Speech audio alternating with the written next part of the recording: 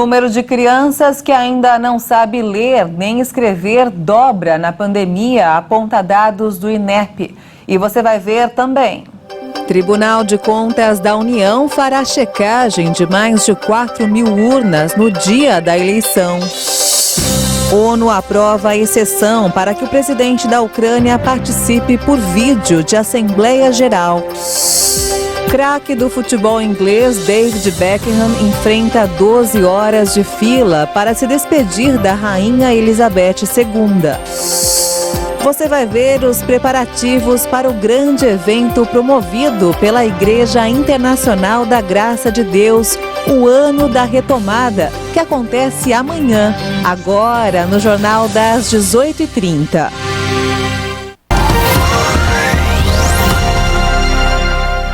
Olá, boa noite. São 18 horas e 31 minutos pelo horário de Brasília e você acompanha agora as principais notícias do Brasil e do mundo desta sexta-feira.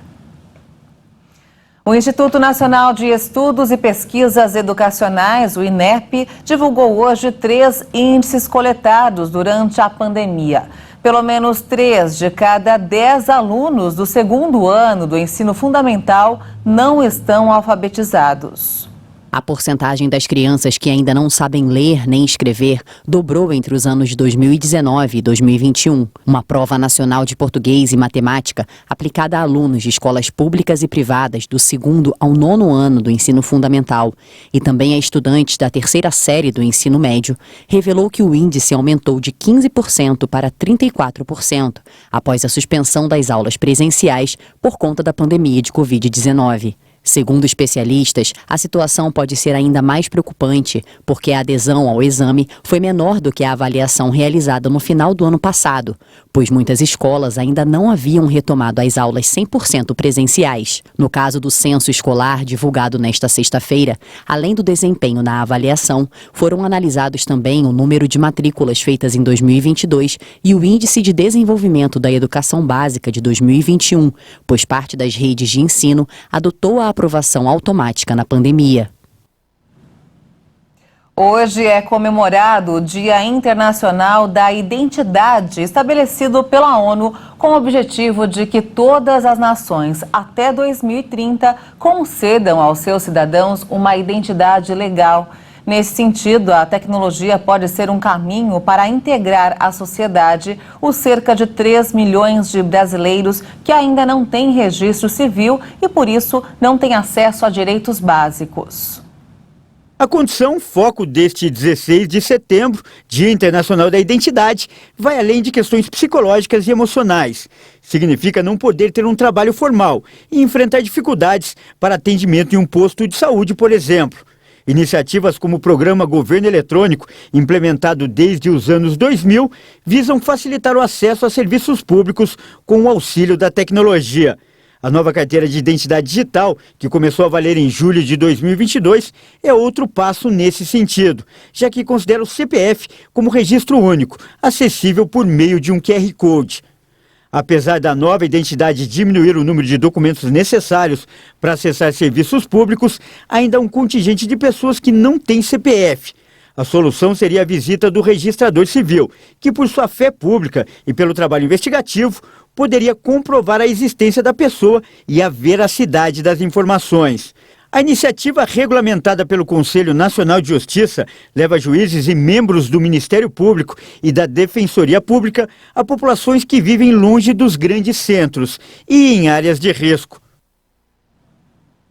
O Tribunal Superior Eleitoral e o Tribunal de Contas da União fecharam parceria para a checagem de extrato de 4.100 boletins das urnas eletrônicas.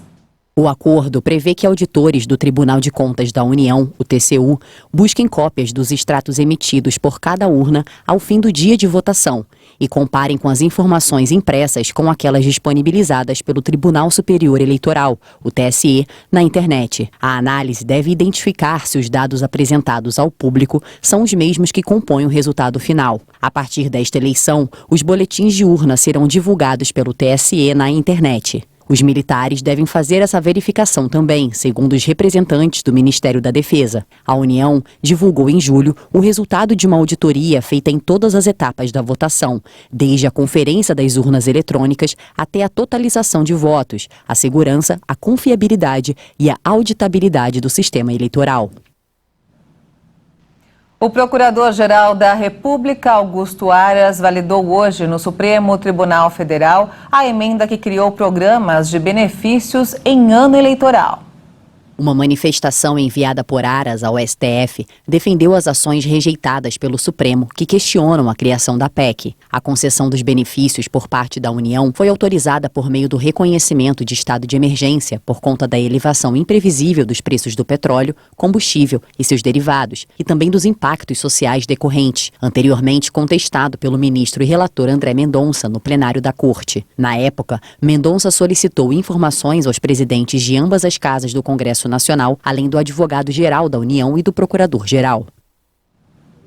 O Banco Central anunciou o vazamento de 137.285 dados cadastrais relacionados à chave Pix de clientes de clube automobilista.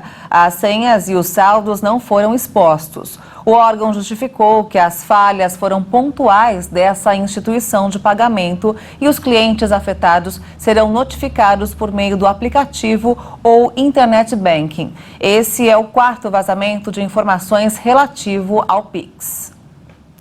Agora, pessoas que precisam de tratamento à distância podem contar com os avanços da tecnologia 5G. Quem traz mais informações é o repórter Dionísio Gonçalves. A chegada da função 5G dos aparelhos celulares veio para revolucionar a comunicação entre as pessoas.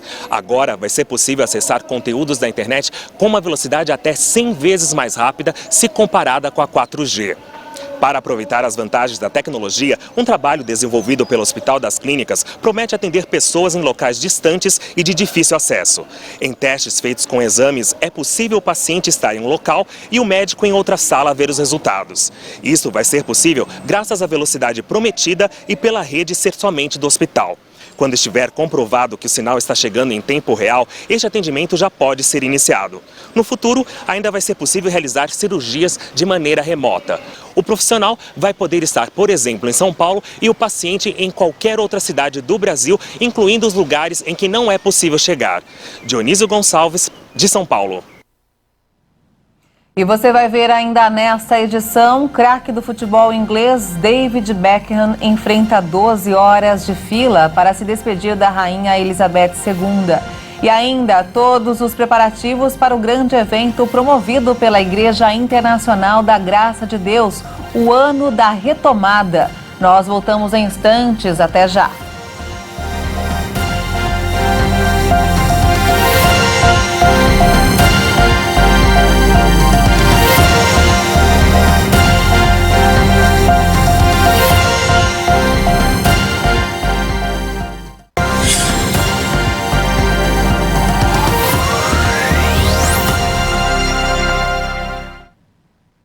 Estamos de volta, são 18 horas e 44 minutos pelo horário de Brasília. O saque extraordinário do Fundo de Garantia por Tempo de Serviço não utilizado chega a 8 bilhões de reais. Quem tem direito, mas ainda não resgatou o valor de até R$1.000, pode fazer a retirada até o dia 15 de dezembro. O calendário de pagamento, que vigorou de 8 de fevereiro a 15 de junho, permitiu a retirada de até R$1.000 por trabalhador. Apesar do prazo, o valor ainda pode ser sacado até 15 de dezembro. Depois dessa data, o dinheiro retorna para as contas do fundo. A Caixa Econômica explicou também que o recurso creditado automaticamente em nome de cada trabalhador na poupança digital, que não foi movimentado após 90 dias do crédito, deve retornar para as contas de FGTS, devidamente corrigido. E mesmo esses trabalhadores que desejarem os recursos têm até o dia 15 de dezembro deste ano para realizar a solicitação pelo aplicativo do fundo. Ao todo, já foram liberados cerca de 30 bilhões de reais em recursos para 44 milhões de trabalhadores com direito ao benefício. Quem movimentou os valores do saque, bem como os que solicitaram o saque por meio do aplicativo FGTS, não vão ter os recursos retornados à conta do fundo. E vamos agora ao mercado financeiro. O dólar fechou em alta nesta sexta-feira com o maior ganho semanal frente ao real em mais de 2 meses. A moeda norte-americana subiu 0,38% e encerrou o dia cotada a R$ 5,258 na venda. Já o Ibovespa, o principal índice da Bolsa de Valores de São Paulo, a B3, fechou em queda hoje e com isso atingiu o pior resultado semanal em 2 meses. O índice recuou 0,61% a 109.280 pontos. O índice geral de preços 10 registrou deflação de 0,90% em setembro deste ano. A queda de preços mais acentuada neste mês, que é observada no mês de agosto. O dado foi divulgado pela Fundação Getúlio Vargas. E nos destaques internacionais, os Estados-membros da ONU votaram hoje para abrir uma exceção para permitir que o líder ucraniano Volodymyr Zelensky discurse na Assembleia Geral da próxima semana por vídeo, apesar da oposição russa. Dos 193 Estados-membros, 101 votaram a favor de permitir que Zelensky apresentasse uma declaração pré-gravada, em vez de pessoalmente, como normalmente é exigido. 7 membros votaram contra a proposta, incluindo a Rússia, que invadiu a Ucrânia em fevereiro. Outros 19 países se abstiveram. Os líderes mundiais foram autorizados a falar por vídeo nos últimos 2 anos por causa da pandemia de Covid-19, mas este ano o evento volta a ser presencial. A partir de terça-feira, cerca de 150 chefes de Estado e de governo devem subir ao pódio para discursar na Assembleia Geral da ONU em Nova York. Como manda a tradição, o presidente do Brasil é o primeiro a falar. Jair Bolsonaro viajará para Nova York após participar do funeral da Rainha Elizabeth II em Londres. Na China, um incêndio já extinto afetou o prédio de 42 andares da empresa estatal de telecomunicações China Telecom. As imagens mostram um arranha-céu de 218 metros de altura na cidade chinesa de Changsha, coberto por uma espessa coluna de fumaça. A metrópole chinesa tem 10 milhões de habitantes e é a capital da província de Hunan, no centro do país. De acordo com bombeiros, o fogo foi controlado e não há vítimas. Uma investigação preliminar indica que as chamas teriam começado em uma parede externa do prédio, cuja construção foi concluída em 2000. O rei Charles III encerrou hoje, em Gales, sua viagem pelo Reino Unido como novo monarca, antes de velar durante a noite o caixão da mãe, Elizabeth II, ao lado dos irmãos na Vigília dos Príncipes, em Londres. Em galês, o rei agradeceu as palavras amorosas após as demonstrações de carinho e pêsames do parlamento regional, que visitou ao lado da esposa Camila após uma cerimônia religiosa na Catedral Llandaff de Cardiff. A rainha Elizabeth II faleceu no dia 8 de setembro, aos 96 anos. A morte deste símbolo de unidade durante seu longo reinado de 7 décadas estimulou o sentimento independentista em Gales, assim como na Escócia e Irlanda do Norte, o que transformou a viagem de Charles III em uma missão crucial. Mas centenas de pessoas, admiradoras da família real, também receberam Charles III e a nova rainha consorte Camila, com bandeiras de Gales brancas e verdes com um dragão vermelho. Em Londres, milhares de pessoas continuam se despedindo da rainha. Na manhã desta sexta-feira, o fluxo contínuo de súditos obrigou as autoridades a suspender por pelo menos 6 horas o acesso à fila de vários quilômetros, onde a espera até o caixão é de quase 14 horas. A partir das 7h30 da noite no horário local, Charles III e seus irmãos, Anne, Andrew e Edward, prestarão homenagem à mãe com a Vigília dos Príncipes. A tradição começou em 1936, quando os 4 filhos de George V permaneceram em guarda ao redor de seu caixão. Ainda no Reino Unido, o astro de futebol e ex-capitão da seleção inglesa, David Beckham, se juntou às milhares de pessoas que fizeram fila em Londres para dar o último adeus à rainha Elizabeth. Ex-meio-campo do Manchester United e do Real Madrid, Beckham declarou que a monarca deixou um legado incrível para os britânicos.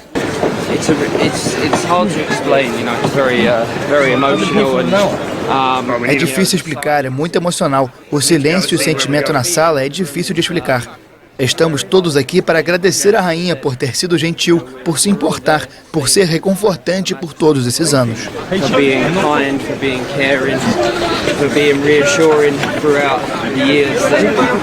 Beckham considerou ter tido muita sorte de poder ter alguns momentos como este com a monarca mais longeva da história do Reino Unido. Ele explicou que apareceu na fila de madrugada para evitar o horário mais movimentado, mas teve o plano frustrado e esperou entre os súditos de Elizabeth II.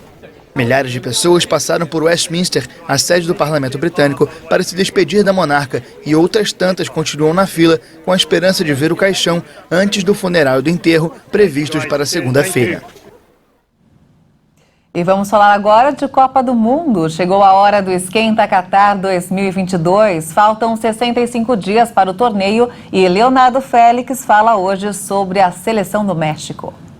Olá pessoal, este é o Esquenta Qatar 2022 que traz informações e curiosidades da Copa do Mundo aqui na nossa programação. Chegou a hora de falarmos da seleção mexicana. No octogonal final das eliminatórias da CONCACAF, o México perdeu para o Canadá no saldo de gols. Os mexicanos confirmaram a vaga no Mundial com uma vitória por 2-0 em cima de El Salvador. Na Copa Ouro ficaram com o vice-campeonato, após perder a decisão na prorrogação para os Estados Unidos. A seleção é comandada pelo argentino Tata Martino, ex-Paraguai e Barcelona, que deve mesclar na convocação a base jovem com alguns medalhões, como Raul Jiménez, Andrés Guardado e possivelmente Chicharito Hernández. O México está no grupo C, com Argentina, Arábia Saudita e Polônia. É isso aí, faltam 65 dias para a Copa do Mundo Qatar 2022.